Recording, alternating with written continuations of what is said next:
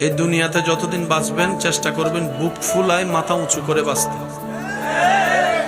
কোথাও মাথা নত করার দরকার, কারণ আপনার সমস্ত চাহিদা পূরণ করতে পারেন যিনি, তিনি কে? দিতে পারেন কে? আপনার ভান্ডার ভরায় দিতে পারেন কে?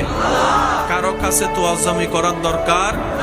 দিলটা ইশকে মুস্তাফা, আদবে মুস্তাফা, নবীর প্রেম দ্বারা, আদব দ্বারা ভরপুর রাখবেন।